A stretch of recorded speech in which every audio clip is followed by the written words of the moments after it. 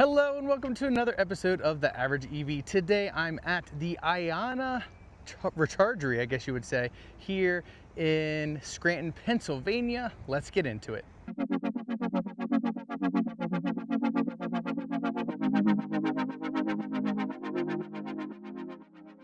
I'm here at opening day of the IONNA Rechargery here in Scranton, Pennsylvania. It is located at a Sheetz, actually.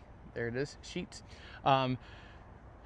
But here it is. I've already plugged in and charged, and I'll show you all that in the future, but it's a great site. A couple things to note. This one is gonna have a canopy, and I'll talk about that later. Additionally, it will have lighting as well. So yeah. So things have been going pretty well here. We have 5 dispensers, which can charge up to 10 cars. If you have an adapter like this bolt, that bolt's using an adapter. You can use the NACS if you have a CCS car, and vice versa. If you have a Tesla car, not a Tesla car, you can use a Tesla to CCS or CCS to Tesla.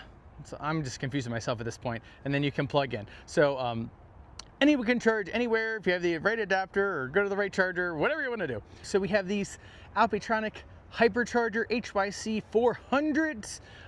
They can provide up to 400 kilowatts total combined between the 2 cars, 600 amps, 1000 volts. These are some legit chargers, and these are built to last. And IONNA picked a really great hardware.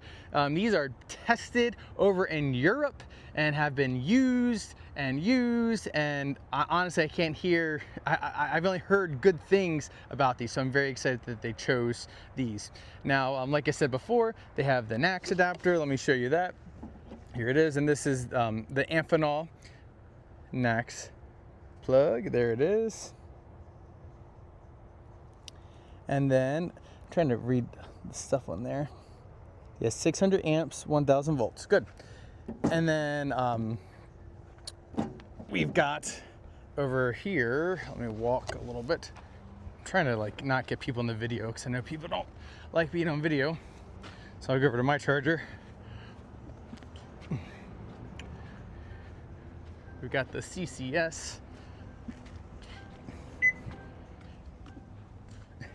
Here we go, and again, we have Amphenol 600 amp, 1000 volt, and these are oil-cooled cables, silicon carbide rectifier, everything you want to have a nice, reliable charging experience for your customers. So now what I'm gonna do is show you my first time plugging in here, and then also kind of walk you through the whole screen so you can see what's happening, how to activate, talk about a couple different ways you can activate the charge, and then we'll call it a video. All right, everybody, we're here at IONNA. I'm gonna show you kind of how to use the charger and all the steps you need to take. So first, they want you to start on the card reader. Once you get to the card reader, you're gonna select the connector, so you can select either 2A or 2B. This is the NACS unit. So you could use this for your Tesla, or you could use it for a CCS car if you have an adapter. Once you do that, it's gonna ask you to pay. So you pay there with your card, and then you plug into your vehicle. Additionally, you can start a charge in many other ways. Aside from credit card, you can do plug and charge. Right now, only I think 2 auto manufacturers have it, but more will be phased in. App start, so once they have their own app, which they will have eventually, you can use their app, or you can use, in my case, the My Chevrolet, or if My Cadillac or whatever app to start. I'm not sure which OEMs have that, but I do know that Chevrolet does, and I've already checked that. And that's it as far as activation. So you can pretty much activate it any way you'd like. I actually did Apple Pay, and that worked nicely. And then here you can look at pricing details if you'd like. And right now they're starting at 47 cents a kilowatt hour. And I like how they explain what a kilowatt is and what a kilowatt hour is. It's super cool. Actually, I like the screen a lot. Explains the difference between power and energy. Wow, I really like this screen. I like they're trying to teach drivers if they choose to, or they could completely ignore it. That's totally up to them. And then let's explore the screen a little bit. Actually, I'm gonna go over to my charge session to show you the screen. All right, everyone, once you're plugged in and charging, you can go to active sessions and you can choose yours. Here's mine, and here's the Cadillac Lyric. I forgot to precondition, so we're a little bit lower than I'd like to be, but that's all right. You get a lot of good data. Shows you what connector, how much energy has been stored in your battery. Charge time to 80% says 28 minutes left. Total cost which is nice. Then you can get more charging detail where it'll show the full curve, which I think is super cool. So you see I peaked at 113 and dropped down. Again, I didn't plug in warmed up, so that's all right. Got the voltage here, the current, which I like to have all that information. And then again, shows charge energy again, your average kilowatt speed, which I like a lot actually. And then it just shows how far you've gone, 24 to 46%. Over here, it shows you your active power there, so 80 kilowatts. And then what I have noticed, once you start a charge, the far right button becomes the stop button, so just avoid the far right button at all costs. And there it is. So worked really nice. Here, cost detail just shows you, you know, kilowatt hours, price per kilowatt hour, price. So pretty straightforward. Love to see it. Easy to use. The cable management works really well. As you can see, I backed in because I wanted to see how far it could reach, and it reached nicely. In my, you know, actually in the charger's defense, I probably could have backed up a little bit more, but there it is, reaching nicely. And the cable is really easy to use, especially when you're one-handed. Because I had a coffee in my hand. So if I had two, it would have been super easy. So really nice experience here at IONNA. Finished charging, I'm actually gonna try something, but here's what you get. Shows you how much it costs, end time, lots of good data here. If you wanna look at the charge curve one last time, you can get a nice look. Obviously this wasn't the best charge curve because my battery wasn't warm enough. And then once you click exit, it'll also, oh, I thought it had a receipt, but it did. Oh, it does. For A. Yeah, there it is. All right, everybody. Now what I'm going to do is I'm going to activate a charge using the infotainment. So I'm on 4A. Click that, start charging. Gonna go plug in. Plugged in, hear the contactors click, and it's charging. Look at that. So again, it's going to be really low speeds, but that worked great. I'm actually getting better speeds. Look at that. 89, 87, wow. Cool, so there you go. You can use your phone to activate, and you can also use the built-in navigation, which is awesome. So there will be a canopy here. I was talking with the CPO, and there's just some design and permitting stuff and da-da-da-da. So anyways, it's coming. It'll be here. Go over top. It'll be lit, so this will be a nice, well-lit site. Super safe. Cameras pointing at it. Definitely going to score well here on the EV charging site review.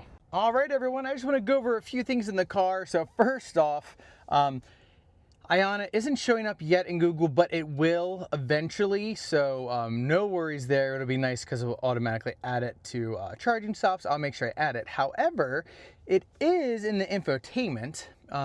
So yes, I'm charging up a little higher than I usually do. So it did show up in the infotainment here. So there it is, IONNA, Scranton, Carbondale Highway. Shows station info, connectors, and there are all the connectors. And at some point in this video, I show how to use this. You can actually activate. They were having some issues with the first stall. So they actually have that one shut down right now. It was nothing with the actual charging cabinet itself. It was with the PAYDER payment, and they didn't want it to not work, so they actually just chose to shut it down for right now, and then when things cool off a little bit, they'll continue to work on that and get that up and running. But it shows that they actually want to fix it quick. And actually I was talking to the CPO, and he actually brought parts on the plane from Raleigh so that he could fix it if he had to. So they're, you know, they definitely want it today to go well, and it seems like for the most part it really has. But there, I want to show you all, it shows up there, which I think is pretty cool. And then also in the My Chevrolet, and I'm assuming the My Cadillac and the My GMC and the My whatever other apps there are, it will also show the IONNA stations there, and you can plan your route there, which is pretty nice. All right, so I've gotten to use the IONNA chargers twice now, and I've kind of formulated my thoughts. So here are my thoughts. First off, I love the actual dispensers themselves. The cable management is awesome. It's super easy to use.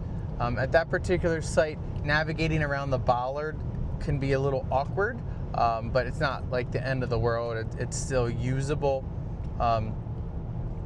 I backed in because I want to see how far it could go, but I would like to next time try parking like pull in, but on the wrong side, if you will, just to see what that's like, pulling the cable around the front.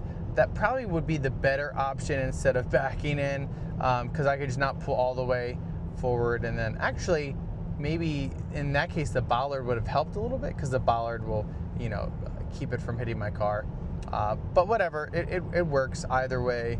I think regardless of where your charge port location is, obviously Equinox and all the GM products, except for Silverado and Sierra Denali, are on the front left. For the experience is concerned, I think that, sorry, the car next to me is real loud. I think the handshake is a little long, but it's also not the end of the world. You know, it is what it is. The biggest thing is it activates, and that's all, you know, that really matters to me. I will say with the PATER system, it wasn't very sensitive, so I really had to kind of tap it several times to get it to select the charger, because they want you to kind of run everything through the PATER system. So that'll be interesting to see how those PATER terminals hold up over time. P-A-Y-T-E-R, PATER. But yeah, aside from that, it worked nicely. I wish the hold was not as big. It's like a $75 hold, so definitely use a credit card, not your bank card, because that's a giant hold to have on your checking account. You definitely don't want that. So I wish that could be reduced to maybe, I don't know, $5 to $25. But I guess theoretically the hold would be, because some charge sessions could be that expensive. I'm not sure. That's kind of beyond my knowledge of things, but it does, again, it's a credit card, so it doesn't really bother me that there's that big of a hold, but it's worth noting to everybody. I wish, well, actually, before I go to my wish, I want to say I do like all the data on the screen. I think it's really interesting and informative. It even like explains kilowatts and kilowatt hours really well. I like that they're trying to educate as well. I've actually noticed that on Electrify America too recently. They're like trying to talk about the parts of your charging curve, and after 80% it takes a lot longer because they're trying to move people on. But anyways, so I really like that they're trying to educate. The one thing I wish, and I do know it's coming, that they're going to have an app so you can see your charge session and whatnot.